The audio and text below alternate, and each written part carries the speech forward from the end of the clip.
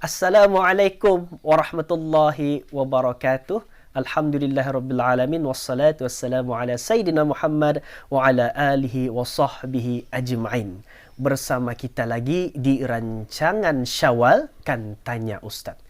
Alhamdulillah, hari ini kita membincangkan lagi satu tajuk, iaitu ketahui yang bukan mahram.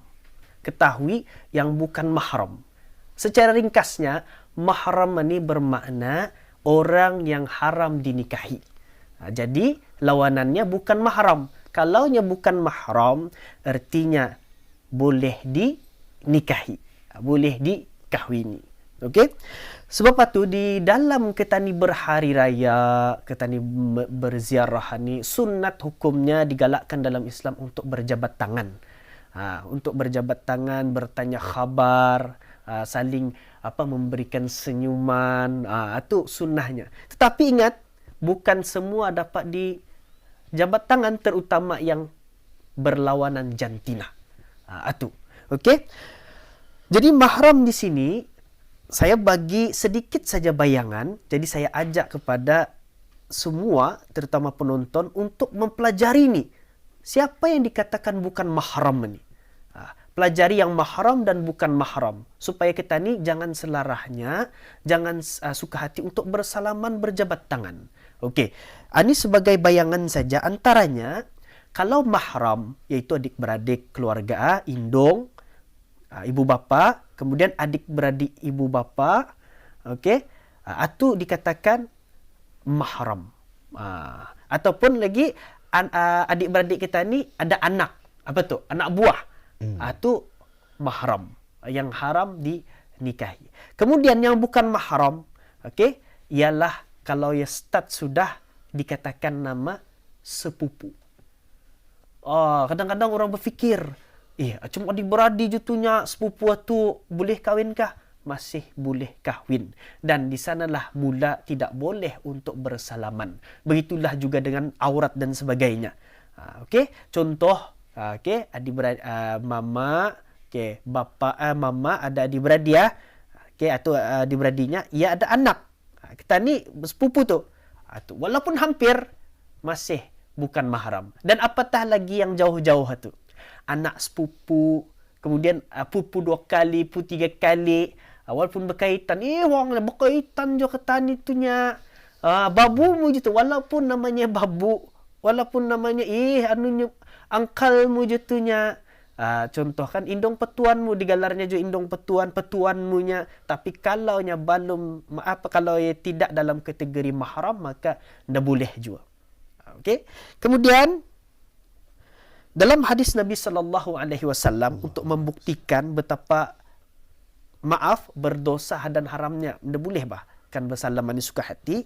Jadi dalam hadis ini Aisyah radhiyallahu anha berkata, demi Allah, tangan Rasulullah tidak pernah disentuh oleh wanita yang bukan mahram, sekalipun dalam bai'ah, yakni perjanjian mereka membai'ah dengan ucapan sahaja. Walaupun ada yang bersaksi untuk masuk Islam ataupun membai'ah Rasulullah itu sebagai Rasul, diorang hendakan berjabat tangan, hendakan bersentuhan. Jadi Rasulullah sendiri menunjukkan. Dan hadis yang lain yang kurang lebih mafhumnya adalah lebih baiknya kalau besi atunya ditusukkan di kepala kita ni, berbanding kita ni bersalaman dengan bukan mahram atau bersentuhan dengan bukan mahram. Itu kurang lebihlah hadis macam itu. Maksudnya berat nanti. Wallahu a'lam wa na'udzubillah, kita ni sudah mungkin banyak melakukan perkara yang tak baik, tambah-tambah lagi dengan dosa macam ni. Jangan anggap remeh. Hanya dah jumpa papanya sekali-sekala. Dah boleh juga. Sekali-sekala yang dah boleh. Okey. Jadi kemudian Imam Ibn Hajar Al-Haytami dalam syarah melarang bersalaman antara lelaki dan perempuan. Itu maksudnya dilarang bersalaman lelaki dan perempuan, dan begitu juga sebaliknya. Maksudnya di sini lain jantina, tetapi bukan mahram. Secara umumnya kaji. Mungkin banyak yang mengadukan soalan ini kepada saya, katanya confused masih.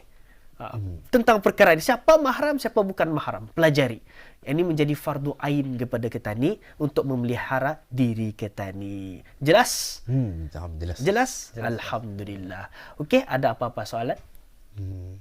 Saya ada soalan, Ustaz. Okey, silakan. Sikit lagi saya lupa soalan saya tadi. Sikit lagi lupa. Macam ni, Ustaz. Ya, soalannya ni, ya kan contohnya Hari Raya lah. Kan ni tadi pun suasana Hari Raya sudah tahu. Kan tani mengagar rumah saudara kita ni, tani mengagar rumah kawan-kawan tani apa itu ni ya. Kan memang sana juga ni orang banyak rata-rata banyak yang tani jumpa ni bukan bukan mahram tani itu kan. Tapi entah kadang-kadang yang jadi masalahnya kita ni bila kita ni memang tahu hukum, jadi kita akan mengelakkan salam sama dorang. Tapi dorang ni cuma ni dah jua sudah. Dia tangan dorang ni sudah taya orang ke depan sudah kan salam ni. Kadang-kadang dorang ni ada yang lagi tua dari kita ni apa ini dah. Jadinya kalau untuk perkara ni Ustaz, macam mana kita ni kan atau tak kan menghadapi perkara ni dapat nanti tolak dengan baik apa Ustaz?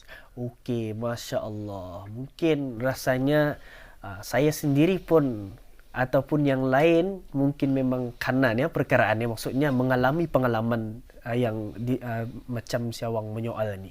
Okey, hari raya tahu-tahu kena unjuki salam macam mana?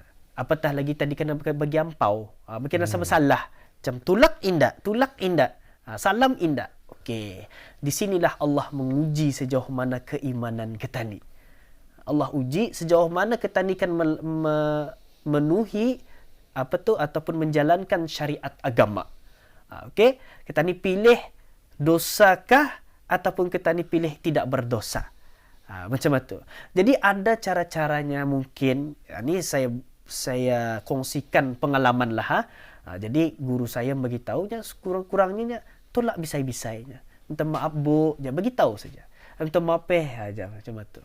Ataupun ada orang sanggup dia berkaut, berwudu ya. Minta maaf bu, bodoh punya. Wah, okey-okeynya. Atau paling ujung lah sudahnya orang untuk apa supaya ada alasan indah menyakiti hati dorang tu. Tapi kalau sekarang ni saya memang bagi tahu minta maaf bu, ataupun dengan isyarat tangan. Anda masalah. Contohnya tadi macam mana? Macam biasa waktu yang terjadi COVID-19 itu kan, kita ni pun demo bersalam macam mana semua. Ataupun yang membuat macam mana semua. Buat mana saja. Tapi bagi tahu terangkan kalaunya minta maaf bu, minta maaf saja. Tapi dibawa senyumlah. Jangan minta maaf bu. Tu.